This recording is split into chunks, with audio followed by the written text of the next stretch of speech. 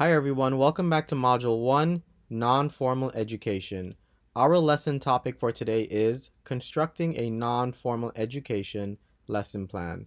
Again, my name is Ray and I'll have the honor of leading you through today's lesson. In today's lesson, we will cover the following topics. Number 1, how to add key components of nonformal education into a lesson plan. And number 2, how to add at least one aspect of social and emotional learning, SEL, into a non-formal lesson plan. Our learning target for today is I will be able to construct a mini non-formal lesson plan using the key components of non-formal education. A very quick reminder, the key components of non-formal lessons are: number 1, participants have opportunities to acquire common and academic knowledge. Number 2, participants experience SEL, social and emotional learning. Number 3, participants have opportunities for self-led exploration and learning.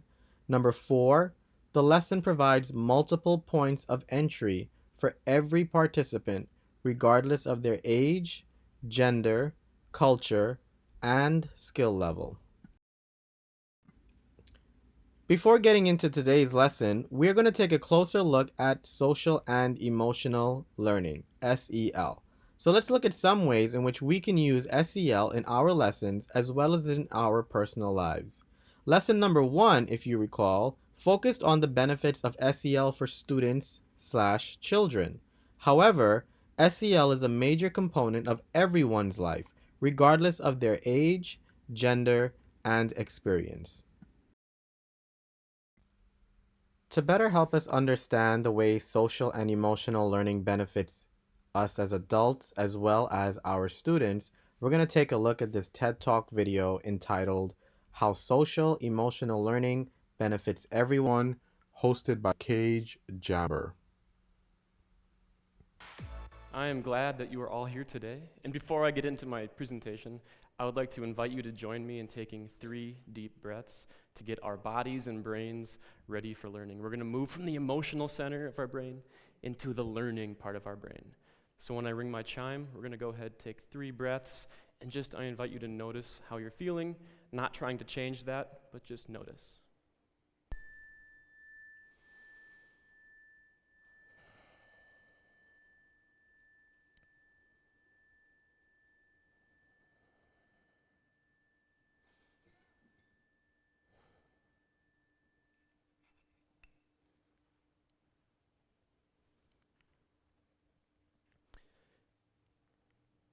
So I want to start with a story. I want to introduce you to Josh. He is 8 years old. He's a 3rd grader. We all know Josh. Last night, his parents had a conflict. They were yelling and shouting. Voices were raised. Josh had a very hard time getting to sleep.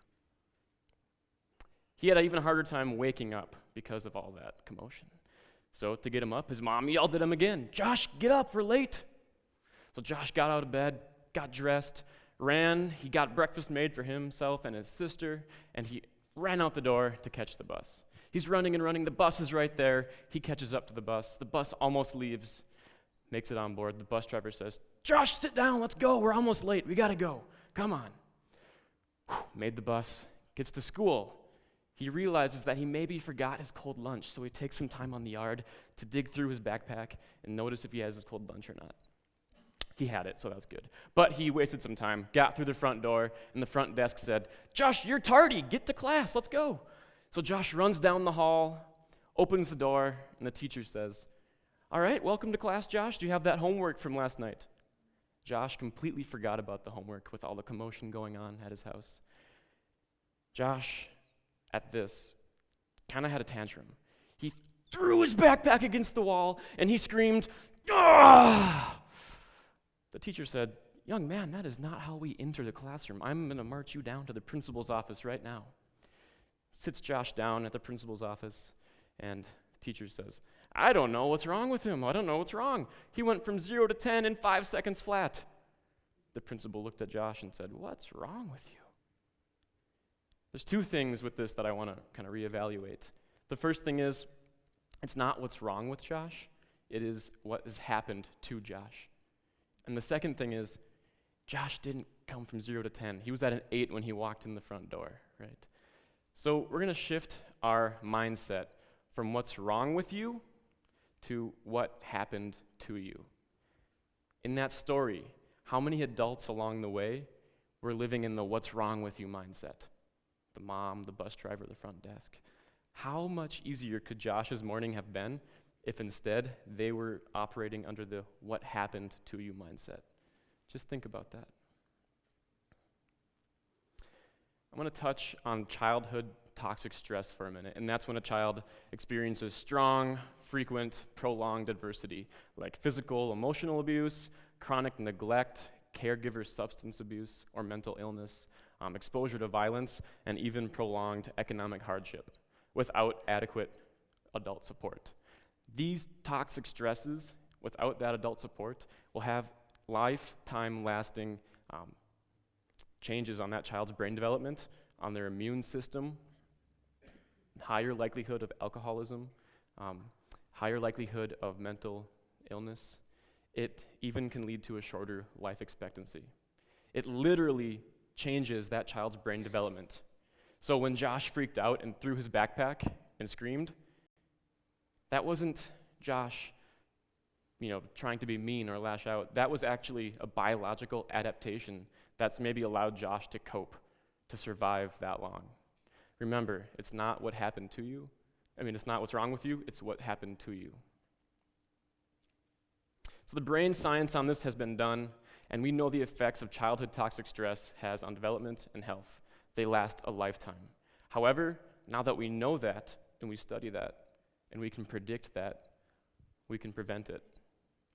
So what do I mean by SEL? Well, that stands for Social and Emotional Learning. Let's take that definition from the Collaborative for Academic and Social Emotional Learning. It is the process through which children and adults acquire and effectively apply the knowledge, attitudes, and skills necessary to understand and manage emotions, set and achieve positive goals, feel and show empathy for others, establish and maintain positive relationships, and make responsible decisions. And they lay this out in an awesome graphic here. So in the middle, that's SEL. Self-awareness, self-management, responsible decision-making, relationship skills, social awareness. I teach that in a classroom. That's the first ring. School-wide practices and policies, that's the second ring. That's the bus driver. That's the front desk. That's the teacher and principal. The third ring, homes and communities, that's us, right? So there's a magazine, Inc. magazine, and they have the top 10 skills that will be most desired by employers by 2020, according to the World Economic Forum. And I just invite you to notice, of these skills, which ones are related to social and emotional learning. All 10 skills are social and emotional learning related. So this isn't just some hippie class that schools offer. This is a reality that the world is looking for. So we're going to go back to that shifting mindset from what's wrong with you to what happened to you. This is the same for adults as well. Many adults carry that childhood toxic stress with them. It maybe has manifested into their own behavioral adaptations. And sometimes those behaviors don't align with what society says is normal, right?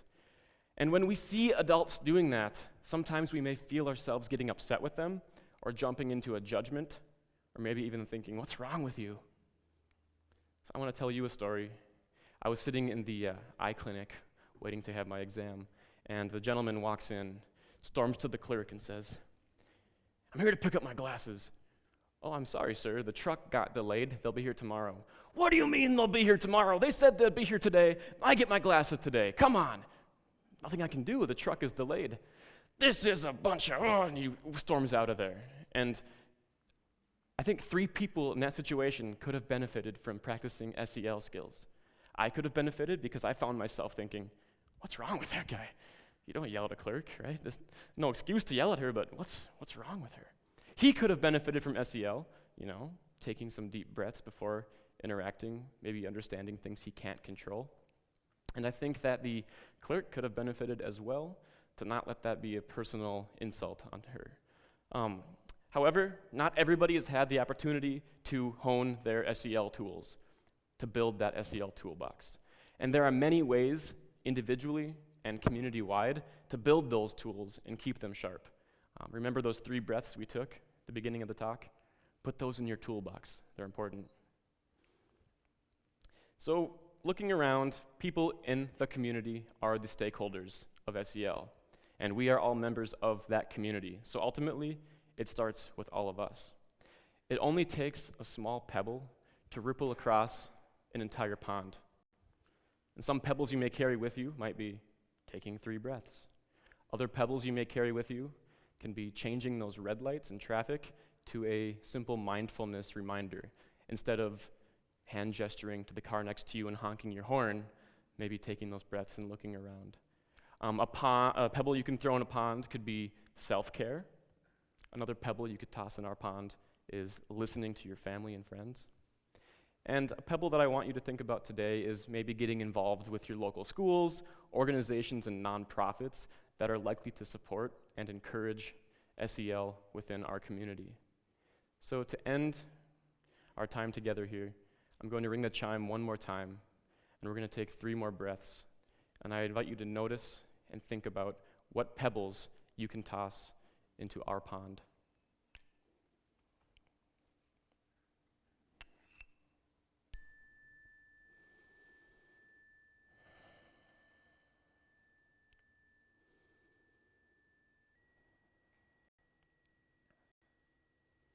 Thank you so much.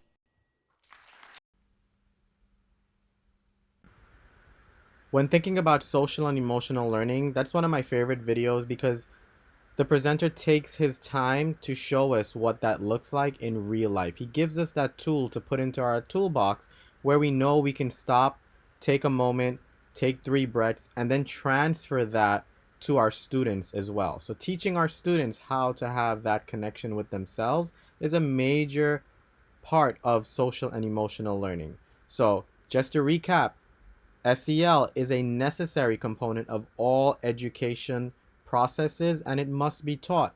Students, regardless of their age, do not just manifest these principles.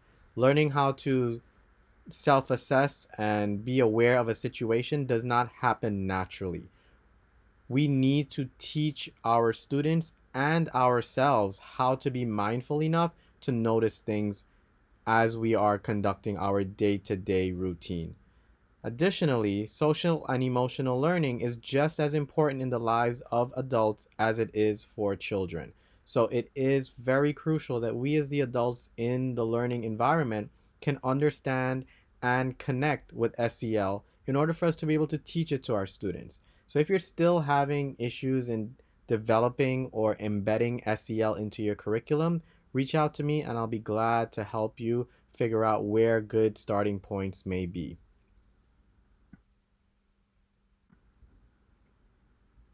Now we're going to move on to the fun part of today's lesson, which is actually developing a lesson plan for a non-formal lesson activity. So here in front of us, we have our recreation lesson plan template. If you didn't receive the templates from me, reach out to me. I'll make sure you get them as soon as possible. The first thing we want to make sure we think of is our learning target. So we're going to start with where we want our students to be at the end of today's lesson. In this case, our learning target is students will be able to create paper airplanes and explain the 4 forces of flight. The next thing we think about is our guiding question. What is going to push the thinking in the classroom? In our case for today, it is, how can I make the highest and furthest flying paper airplane? That's what students will be thinking about while they're going through today's lesson. Our product description is what the students will be creating at the end of the lesson. So this is the next thing we think about. And in this lesson, it's a paper airplane capable of flying at least 5 feet. Next, if we know what we're creating, we need to think of what materials we need in order to create it. Here I'm showing that we need old newspapers, old magazines, old printouts from classwork, a measuring tape. We want to use recyclable materials so students are not wasting. As a result, we have real-world connections in this activity where students are learning about the fact that aeronautical engineers start all prototypes with small scale designs and multiple trials, and that people can make really cool products from recyclable items, such as the paper. Next, we need to front load all of our vocabulary. What am I going to say in my class for this lesson that students may not know? I have the words lift versus gravity, thrust versus drag, glide, and having the definitions there is super helpful for you as the teacher in case you forget. Last but not least, we think of the assessment. How am I going to test my students on what they know? In this case, I'm showing that students will have a paper airplane race and they're going to measure the distance their plane glides, and then I'm also going to Q&A them on how the forces of flight work in a popcorn style. Our activity description in this case, now that we have all our information already implanted into the lesson plan, we are going to say that the activity description is students make a paper airplane, they race them, and then they learn about the four forces of flight. That's a very generic breakdown of the activity. And then just for the fun of it, the name of the activity at the end of everything and working through these steps, we've created a fun name that students can have fun with. It's called pelting planes. Now that we have the first page of our lesson plan filled out, we're going to take that information and break it down into actionable segments that can be easily followed by any teacher that wishes to teach that activity. In this case, since we know we're designing a mini lesson plan, I'm only going to create a lesson activity segment breakdown for 30 minutes. So this entire activity of building and racing airplanes should take this teacher that we are having teach this lesson 30 minutes to do from start to end. So our first 5 minutes is dedicated towards setting up the room. The setup is super important when you are engaging your students into a brand new activity. It's building a habit into the classroom, giving them a chance to settle and adapt to the new environment conducive to their ability to fulfilling the learning target of that particular class. So in this case for today, our actual setup consists of the teacher telling the students that they need lots of room to work, so they're going to be moving everything to one side of the room. And as the teacher is having students move things around, the teacher's checking in with students. You shouldn't just be standing in the front of the classroom explaining to students this information. You're walking around. How are you guys doing? How is your day? How do you feel today? Are you excited for the activity? And you're also getting them engaged to have conversations with each other, because 5 minutes is a long time. We don't want it to just be dead silent in the classroom. The next thing that we're going to do as a teacher is telling students what to do. We're going to fill in our template to say what students are doing. So in this case, for the setup, students are clearing the room so that everyone could work on the floor and so that there are no barriers between them. We want to make sure that kids can see each other, they can talk to each other, they can communicate effectively without things blocking them. There's a differentiation in the form of a scaffold built into this setup because there may be students incapable of helping to move heavy items. So what can they do? They can help distribute the materials.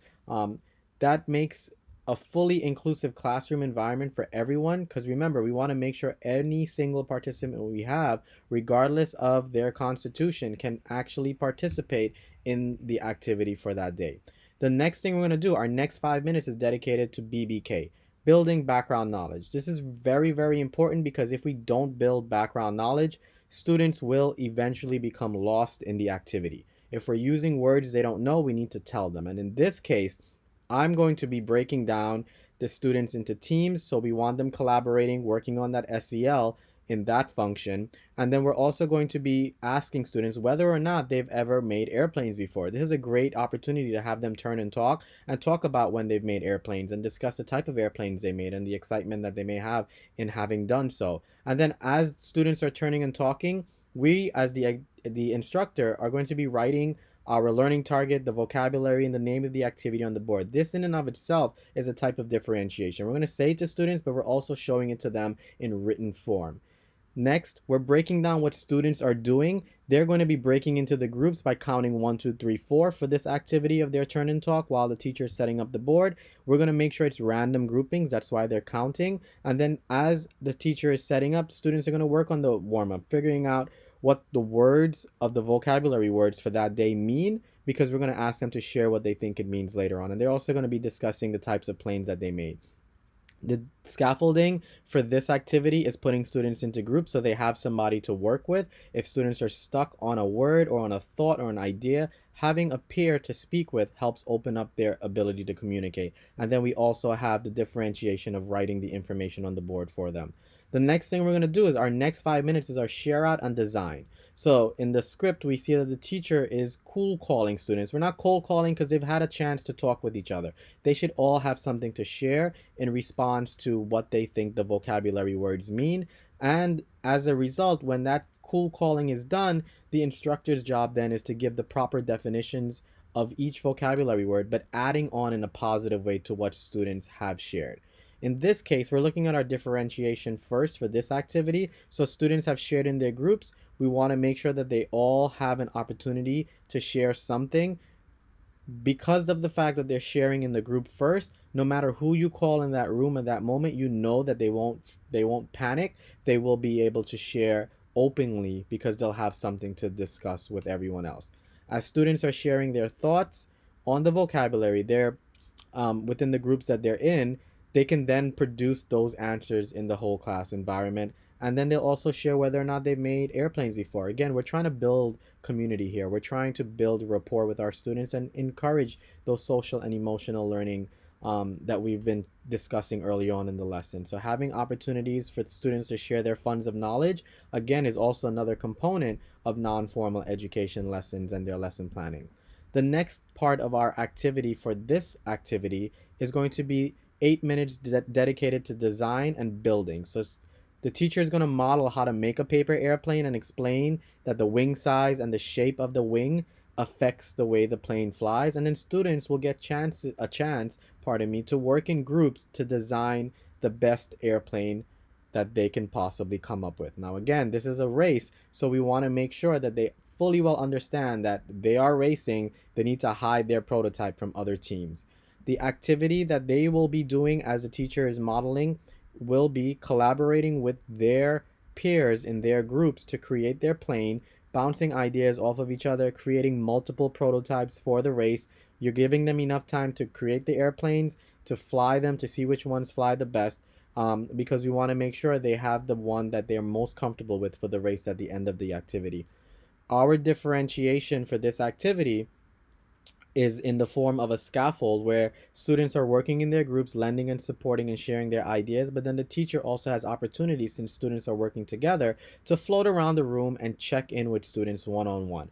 Are they struggling in their group? Are they struggling to have an opportunity to speak in their group or to share the air? We want to make sure that we're working on students' ability to collaborate, because again, that's also SEL. And we want to make sure that they understand the basic concepts of designing the airplane, because that's our learning target. The last part of today's activity breakdown is 7 minutes for them to conduct their race and then clean up. Cleaning up is a major part of social and emotional learning. It's part of building habits and culture within the classroom. We need to always build in that time for cleanup in our activities so that students are owning their classroom environment. So here we see the teacher starts the race by demarcating a starting line where students will be standing, stating whatever rules you want to come up with as the instructor. These can be very rigid rules, whereas everyone needs to be seated while the planes are flying. You can come up with community rules that add on to the norms that you've developed in the beginning of a cycle, because you want student voice to be a part of the rulemaking. That's why it's not necessarily written into the script for this activity. You want students to have that voice because it's their learning environment. Each team in this activity does get an opportunity to go twice, because the first time they're getting a feel of how their airplane will fly in the course. The second time will be the time you actually measure the distance. And then while the race is happening, the teacher's throwing around Q&As that the students are going to be bouncing back with. For examples, asking students what the vocabulary words mean. How does the plane show proof of the vocabulary words? In other words, when I throw the airplane, we see that my hand is thrusting the airplane forward, but gravity is pulling the airplane down at the same time. Um, the activity while we are doing the race and the cleanup is initially students are racing their planes, they're measuring the distance, a great opportunity for students to learn how to use a measuring tape and how to read a measuring tape. You can have them in their teams measure the distance that their airplanes are flying. But we are definitely setting aside 2 minutes for setup in this activity. In this case, there is no differentiation at the end of the activity. It's more so we want students to just be able to race their airplanes and then clean up the classroom when they are done. Believe it or not, we've already reached all the way to lesson 3. We've completed it today. I know it's been a very long lesson, but I wanted to take the opportunity to really walk you through how to set up your lesson plans for the activity you need to do at the end of today's lesson. So for today, you will be designing a very similar mini lesson plan that aligns with the learning that you have done since the beginning of this course. So as I'm looking at your mini lesson plans, I would be looking for whether or not you've incorporated some of the components of non-formal education into it, and whether or not you are naming social and emotional learning concepts and practices within your lesson plan. So, other SEL components that we managed to squeeze into the lesson plan that I modeled for you is that students are learning how to collaborate, they're learning what sportsmanship is, they're learning what camaraderie is, they're learning how to coexist as a community and feed off of the positive energy that's in the classroom. As I'm looking at your lesson plans, it's really crucial that you are highlighting SEL components as well as the common main components of a non-formal lesson plan that we went over in the brief review presented at the beginning of today's lesson. If you have any questions about it, reach out to me before you begin building that mini lesson plan template. I have created a Google Forms for you to fill out the template. You do not need to create a template based off of the templates I've given you. Just fill out the form that's attached to today's lesson. It will make your life a lot easier. It will allow me to see your answers in a lot more streamlined manner as well. I hope today's lesson was really helpful. I do apologize for the length of it, but I wanted to be very, very clear in what the expectations are, as well as give you a really good model of what we are looking for when it comes to your lesson plan templates. Thank you for completing the learning portion of Lesson 3 of the module Nonformal Education, Constructing a Nonformal Education Lesson Plan. Your next step will be to complete the corresponding mini lesson plan template on Google Classroom. Please do not use any of the lesson plan templates that you have for your regular daily activities. Use the template that is attached to today's lesson. If you have any questions, comments, or concerns, please reach out to me at ray.badal@saya.org. Additionally, if you are unsure about what to do, remember we are looking for the components of non-formal education lesson plans embedded into your lesson plan that you're creating, as well as social and emotional learning strategies. So we want to see those components that are necessary for non-formal education lessons, as well as social and emotional learning opportunities embedded into your activity. I think you guys are going to do an amazing job, and I can't wait to take a look at what you send my way. And we are going to take some time to also reflect on the activities you're designing today and work on any problems that you may have encountered along the way. Thank you for your time and consideration. I sincerely appreciate all the hard work that everyone is doing, and I look forward to your lesson plans. Take care.